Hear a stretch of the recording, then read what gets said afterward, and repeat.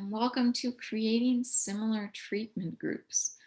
So the idea here, if we were trying to compare the results of receiving treatment and not receiving treatment, we want to be sort of our two groups to be similar so that the results uh, are in fact focusing on the treatment and lack of treatment. So to show the improvement is coming from treatment,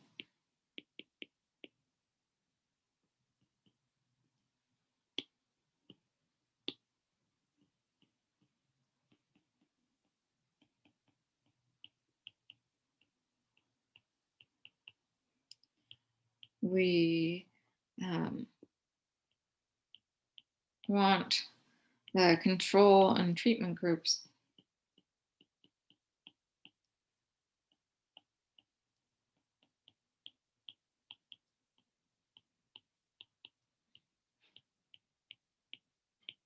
to be similar,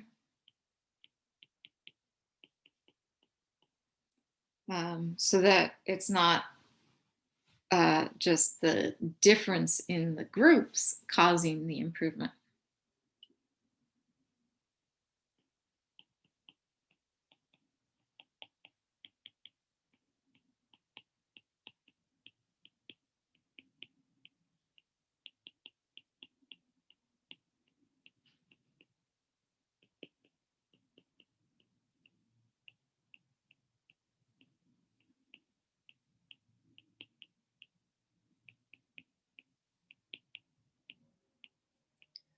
So while it may seem like the researchers should actively try to make similar groups, um, it's actually best for the researcher to just randomly assign people to each group than for them to try to use their own judgment.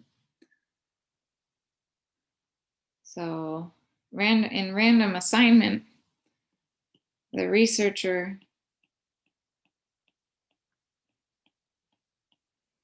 randomly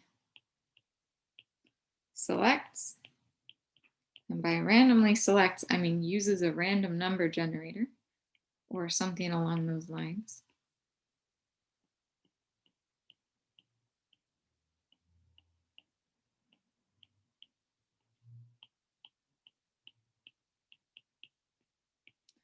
Individuals for the treatment group and the control group.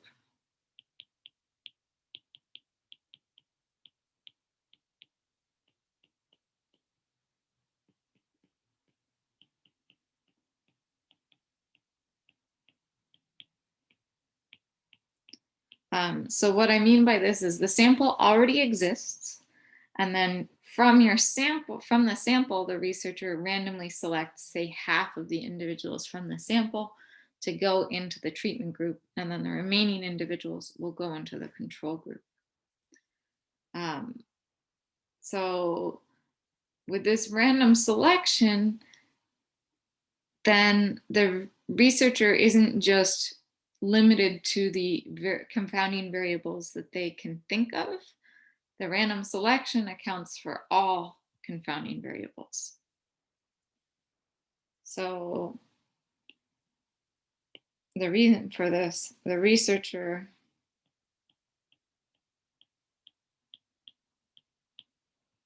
is not limited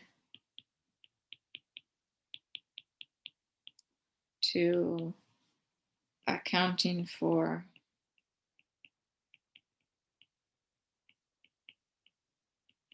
the confounding variables.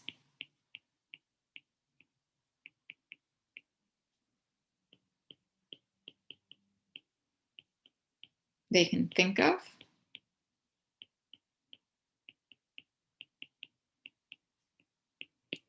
Random assignment sort of more or less evenly splits uh, all possible confounding variables. So a random assignment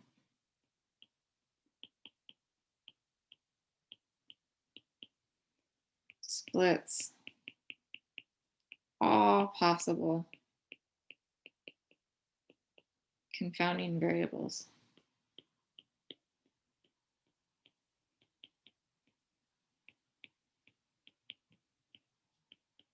between the groups.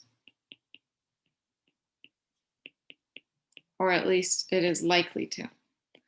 So, for example, a researcher could somehow know that these people are going to wash their hands for 5 seconds and these people are going to wash their hands for 20 seconds, and therefore actively work to put half of the 5 second group in control and half of the 5 second group in uh, treatment, and do the same then with the 20 second group. But there's a lot of other things going on.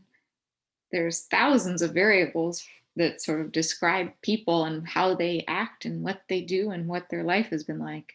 And we certainly cannot pay attention to all of those variables at once.